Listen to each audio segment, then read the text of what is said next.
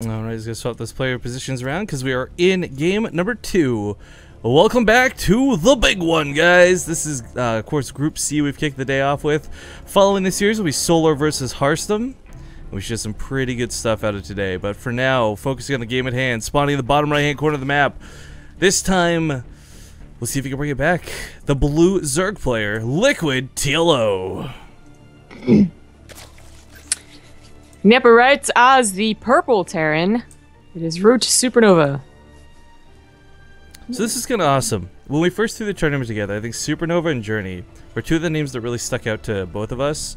Not only because we're Terran lovers, but the fact that these guys were teamless. You know, Supernova's been since picked up by Root, and I think that's really cool. What I really hated, by the way, and I don't know if Katz is watching, or maybe someone will link the VOD to him. I got you back, man. I thought it was absolute horseshit, pardon my French here, that there was so much negativity around Root picking him up. It blew my mind. I was so happy that Supernova found a team, but I was so absolutely saddened by the community's reaction to it. Yeah, I don't know.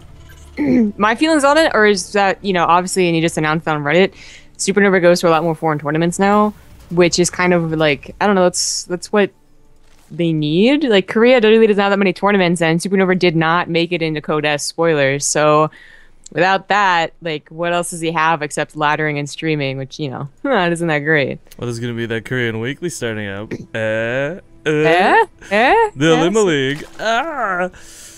That should be some pretty good stuff, actually. But, no, you're right. We're seeing the shift in the dynamic of the world, too. It used to be Korea was the hub of not just StarCraft 2, but esports. And it's becoming Europe that's more of that now. Of course, mixed with China in between, but we don't see as much out of China as we do out of Europe, just broadcasting-wise. I think Supernova's made a good choice with Root. I think he'll get some good results here. You know, it wasn't exactly like he was an all-star, but, you know, players like Sage and stuff, too. Yu-Gi-Oh! When they were on Root, they got some pretty good wins, but they never had those big dream hacks. Either way, I'm just glad he's got a team, because if you guys follow some of the players who have been teamless for a long time, I mean, I think it really starts to affect their mentality after a while. Arthur is a prime example of this. Love that guy to death, but if he's not the most depressed player in StarCraft 2, I don't know who is. Well, Deer was kind of sad, right? Like, he changed his Twitter, too. Oh, yeah, didn't he make it, like, oh, what did he change this to? So there was Sad Arthur, we were talking about it, and then, like, I don't know, something Deer. Poor Deer? Poor Deer? Poor Deer, yeah, I think that's what it was. Anyways, Reaper coming out for Supernova, so, once again, guys, we don't have anything too crazy happening in this game, but we do have TLO making a little bit of extra lings.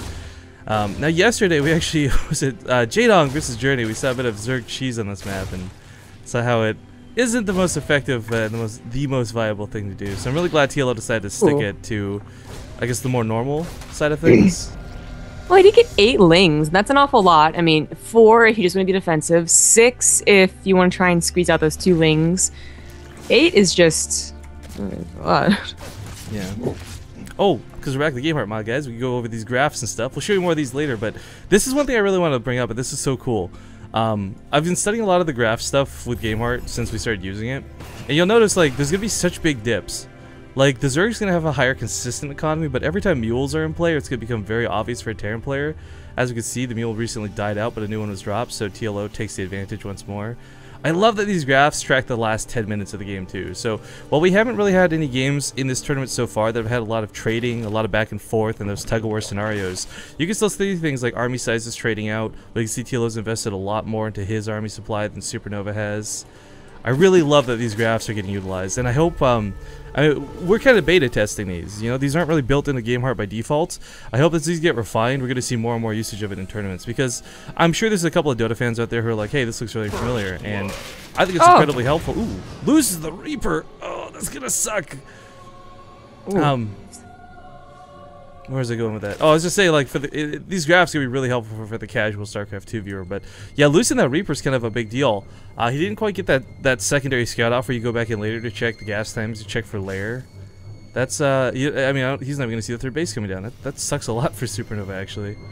Yeah, I mean, he scouted gasless, and of course, one of the things you have to worry about with gas is like maybe like a transfer into 1-1 roach timing. But considering he got an emergency tank, like even before the Reaper died, he got this tank. I don't know what he was expecting, but he's gonna be okay against aggression. You know, that's kind of Supernova's MO, though, right? Like he tanks. I'm not gonna say like tanks in general, but yo, whether it's this map, whether it's Deadwing, he's the one who's going to be looking to use them if and where you can. I mean, we kind of talked about too how there's a lot of open engagement areas, so you don't want to take an engagement head on. So, I mean, having one tank right now, okay, it's defensive, but, you know, imagine positioning it on this ledge over here while he assaults this third. Yeah, I mean, yeah, it's going to pay off later. That's true. And of course, we always talk about these new maps being more suited towards tank play. Supernova would be the guy. I mean, he was the guy actually that we saw the first one to use the unique build of tanks against the Protoss player. On oh yeah, versus Deadwing. Protoss, yeah. Because I was gonna say Lily Canine abused the crap out of it on Deadwing as well, but that was versus Zerg, so not the same boat. Anyways, I like Supernova's play. God, I keep doing it. I like Supernova's play, not only because of, like, you know, he's kind of weird and stylistic, and of course he's the only one that really goes mech against everyone, even Protoss, but also because he's not one of those Terrans that will just lose because something's silly. At least I don't think so. Whenever I watch 4GG or, who were we casting last night? Oh, well, Bomber. Yeah, Bomber, but I just want to point out, we did go for that earlier Nubatized carapace. This isn't like the layer, or the hatchery one, but still a little bit earlier than you would expect, still foregoing the overseer. We're seeing this trend a lot more lately, and I love it a lot. There was this drop going on. Yeah, triple Widow Mines. Interesting. Yeah. TLO run. Oh, I like the bait. That was actually really slick. Choosing to minimize. There's another one. It's gonna get the queen. Well, it's gonna get the queen damaged and kill the queen. Yeah, but I like what TLO did there. Slick little move for those who didn't see. Like, yeah, he pulls the drones, but you also risk the Widowmine going off on it. If the Terran player's not actually actively targeting it just goes for whatever's closest. So by baiting in a couple drones like that, you know, you take a guaranteed 3 losses, 2 losses, sure, but it's better than risking losing 9. Yeah. We have Roach Burrow on the way, and this is interesting. I mean, sure, it's okay against mech, but Supernova is actually not meching 1-1 with the bio upgrades, combat shields, so that's going on.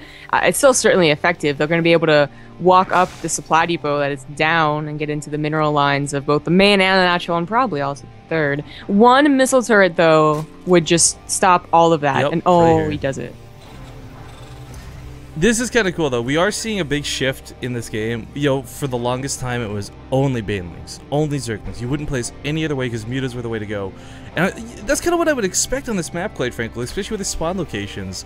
I mean, imagine going from here to here with mutas, guys. So easy, so quick. No problem. Get out alive after. But we're seeing a lot more Roaches, a lot more Hydras. He is going for the melee upgrade, so he's not looking to dedicate too heavily to this, but still interesting to see him go as far as to get those tunneling claws. No, he is transitioning. Sorry, I was going to say, he could snipe off that missile turret, but that's going to cost him if he does. Yeah, no, I think it might be too obvious as well if he tries and just dives to the missile turret, so I don't know. He could. But he is transitioning into the Spire and Baneling Nest, something we're seeing a lot more lately. I mean, certainly, you know, the 1-1 attack, I need to go back to looker. Yeah, the 1-1 attack is popular, and it would usually lead into just more Roach and then eventually Hydralisk, but more and more we see this change back into the Spire. So the +1 melee is really the worst thing that you cut here. Like the Roaches will be able to hold on against most of the 12-minute pushes, so the Baneling Nest and the lack of Baneling speed actually is overcomeable. But you know, your upgrades are going to be a lot more behind. Okay, so triple drop's going to sort of, I guess, speed their way over here. The thing about this, guys, is by delaying this, you know, you don't have links to react fast, you don't have banelings to easily clean this up, there's no mutas to chase those medevacs. They're on the way. The Roaches should be able to buy enough time, I imagine. I mean, this is not exactly the craziest pushing force. But TLO... oh, wait. Girl micro. He's trying to keep the Roaches alive. That's what I like about this. I was waiting for Supernova to actually micro those Marauders, and finally he did. I didn't even notice the last one was saved because of that. But yeah, focusing the Marauders was a really good move. They had so much damage to the Roaches. But this, he should actually send one of those medevacs back. I don't think he's scanned the Spire yet, though. He doesn't know it's a transition. Well, the thing for TLO is, like, you know, he staved off the drop. Okay, cool. A lot of this was going to hit at that time, though, before speed was done, before Banelings were out. Now he's got both of these. Baneling speed's on the way. 1-1's going to, or sorry, 1-2 is going to be finishing here in a moment. I do find it a bit odd, though, because, I mean, he showed the Roach Tunneling Claws. For those who don't know, it's a very visible upgrade. You know, we got Game Heart, and it highlights a lot, but the blue spikes on a Roach's back are very noticeable compared to the normal black carapace. So, TLO very obviously has Roach Tunneling Claws. And I hope Supernova... I wonder if there's, like... I almost wonder if this was a fake out by TLO to make it look like he was going Roach Hydra, just by investing in it that little extra more. If that was the case, Supernova has not fallen for it. He's still producing Widow Mines. He only produced that single tank. I only bring it up because he is going really, really Marauder heavy. Normally it's like 1 or 2 Marauders at most. We're seeing upwards of 3 being produced at a time. That's true. Well, he probably thinks that it's a Roach Baneling style, you know, like Hyun. Roach Baneling's so scary. But now he sees the mutas, so yeah. I was laughing because TLO actually got 2 Roach Horns, and I wasn't sure if that was on purpose or not. Oh, I never got that. Drop over here to the right side, coming down the this choke. Those Banelings! Huge. Oh! One of my hits are okay. They could have been much better, of course, but still, always that heart attack moment. A Roach unburrows in the middle of the fight because, you know, style. I really love this burrowed Zergling over here, by the way, guys. This is such a big deal. You could never float an Overlord out here at this stage of the game. It would just be sniped off. But this would provide TLO a lot of extra vision. Going a little bit ham, perhaps getting a little bit greedy. Goes for the bunkers. He's starting to overwhelm, though. Those Roaches are adding a lot of DPS to the back end of this. And Supernova finds himself with absolutely nothing to deal with this. Just his production. The siege tank on the high ground. Though. Yeah, I was going to say this. Tank. We kind of mocked this earlier, but it's what keeps him alive and keeps him in the game. No, I love Supernova for this. So I was talking about, like, Bomber, 4GG, they'll cut, you know, like, the bunkers, they'll cut that emergency tank in the beginning because, you know, it's a cleaner game that way. You get more greed out of it. But Supernova, he gets the tank, he gets additional bunkers behind this, knowing that a counterattack, you know, because there's this timing, you know, every time you push out, it seems, actually using a lot of damage, that if you get overrun, simply because your production was just getting started on 3 bases, you actually lose the game. Oh, okay, Super never saw that. Yeah, it's kind of a heart attack moment where you don't know if the Tamper player's paying attention. Oh, the mines are being targeted by the mutas. Nice control by TLO. Yeah, TLO's handled this really nicely. And the Mutaflock, by the way, guys, still sitting around 18, so not that bad. A couple of them getting a bit low. Oh, he probably should not have taken this 4th, though. Ooh, yeah. Those 4ths. I didn't even see that float over there. I don't think Supernova realized he floated over there either. The Marines are not going to clean up these mutas. Yeah, there's no way he saves this. Great pickup by TLO. He takes a 5th while this is going on, too. Yeah, well, he was piling on so much aggression. I think Supernova could have definitely waited, you know, a minute or 2 more to get up to, like, the 170 count before trying to take that 4th after being pushed back so far. The 3-3 also, TLO on top of everything, just a very clean game. I mean, the 3-3's already started at 17 minutes. It's actually rare for Zerg. Yeah. So here's one of the cool points where I actually get to use the graphs, guys. Oh, never mind. I've pressed something that's disabled them, so never mind. WTF! Oh, I was going to go over the army. Them. I don't know. Apparently I have. I was going to go over the army value so you guys could see the dips after that engagement. I was specifically waiting for it, but I guess, you know, the beta version comes with a couple bugs. So we found one of them.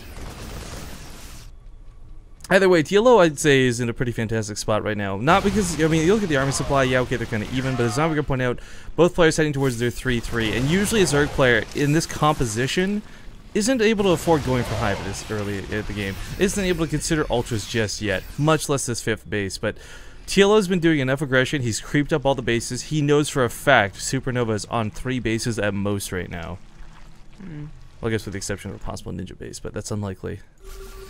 Yeah, unlikely.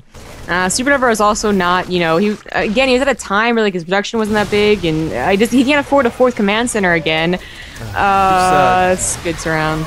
Well, I mean, he is going to beta fight off of creep, technically, but that Overlord creep is actually going to be just that little bit of a speed boost those Banelings really needed to connect to this army. Widowmine gets a decent hit off there. You see the entire army take a big dip in health, but Supernova, man, starting to bleed out really hardcore.